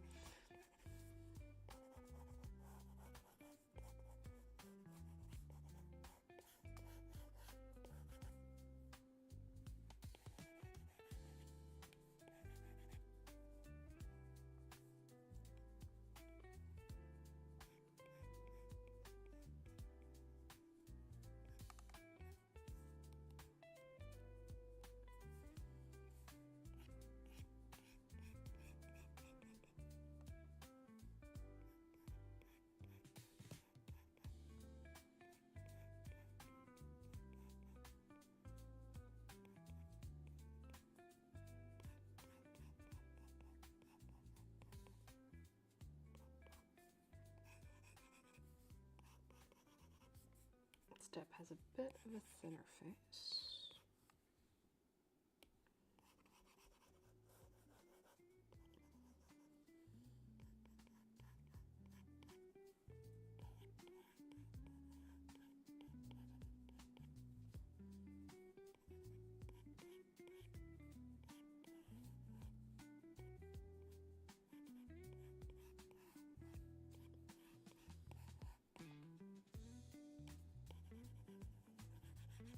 Nah, just one of my favorite questions to ask people because I always get unique answers for it.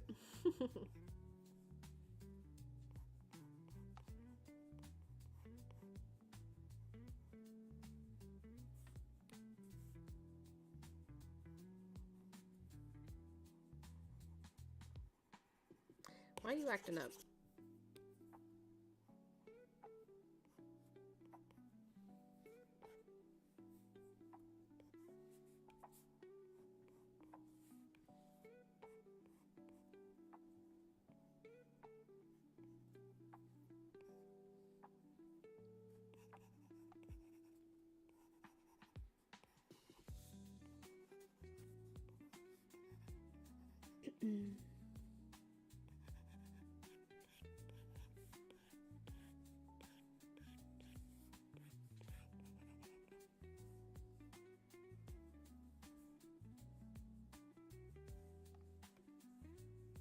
beige bald.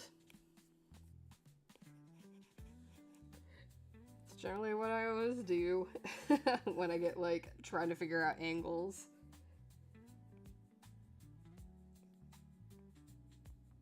And then I just kind of jimmy their hair around.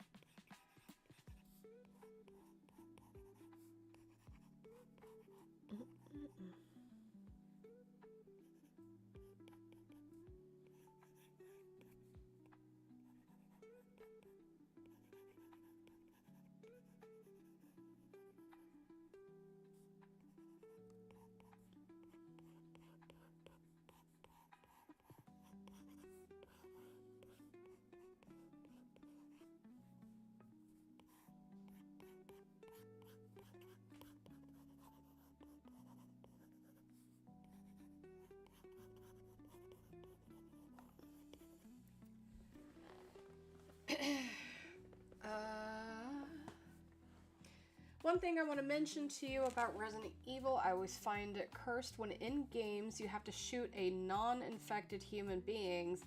It just feels like an unwritten rule they broke, one that not even RE6 broke. I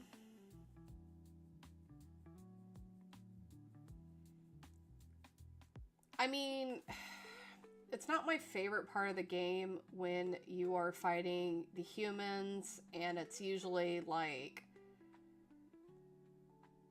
I'm not even counting the humans that are infected, like on RE4 or RE5 or RE6, where they were all infected, even if they had weapons. It's usually when they bring in like the military people, like Umbrella Corp, militia. Usually you have to shoot them, but they're gonna shoot you if you don't shoot them. Not my favorite, but they do it. But you know,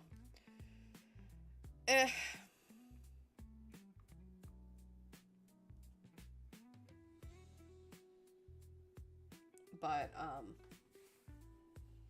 I don't think it's a rule they've written. It's just, it's never really my favorite, because sometimes those moments come off as like Call of Duty kind of moments.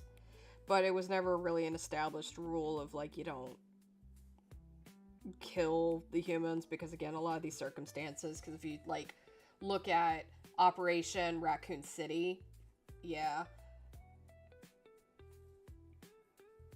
I have an ad right now. Why is his wallet biting and attacking him? Oh my god.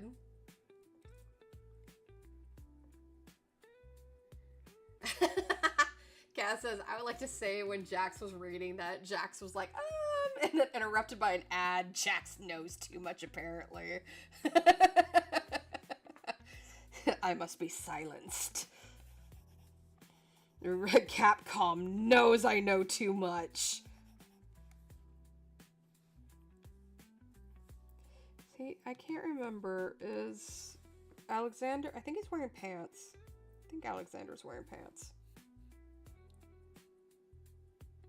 Sorry, I can't remember if Alexander is wearing pants or shorts.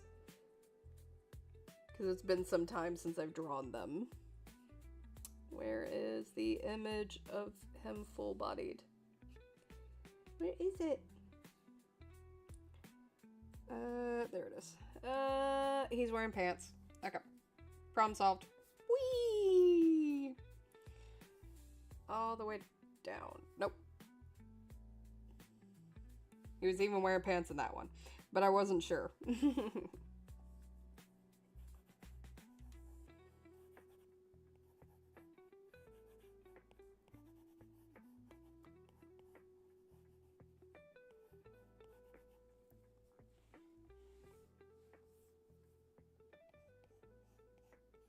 It was just one of those moments where I second guessed myself, and I'm like, I've been drawing it for a few panels. Is that what he's actually supposed to have? It's a lot easier when you work from like one page straight into the other, but I've jumped around a fair bit in this comic.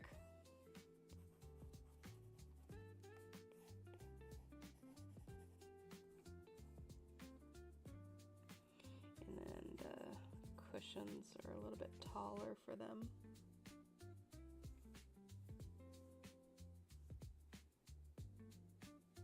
Let's turn this opacity down.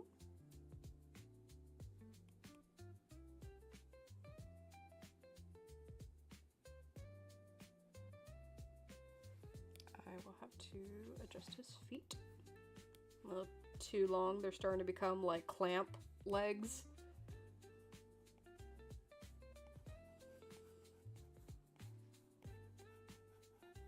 There we go. And there's nothing wrong with clamp legs. It just doesn't work in my style. Alrighty. So this is going to be where I kind of branch off today. I really appreciate you guys coming and hanging out with me. I know I took that break trying to get everything ready for comp, and I'm glad you guys just kind of were able to hang out and wait for me to come back. Really appreciate it. I just want to kind of jump back in, try getting this stuff going. Tuesday we'll probably be coloring a promo page, and then yeah. Wow, I'm about to leave, and I got a message on YouTube's stream going, "Hello, Magical Princess of Naples. I love your Neapolitan accent. It is so captivating. It reminds me of a spicy salami pizza."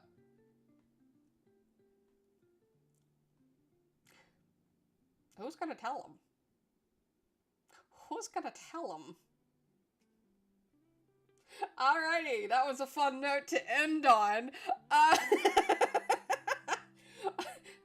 Thank you. I hope you enjoy your spicy salami pizza.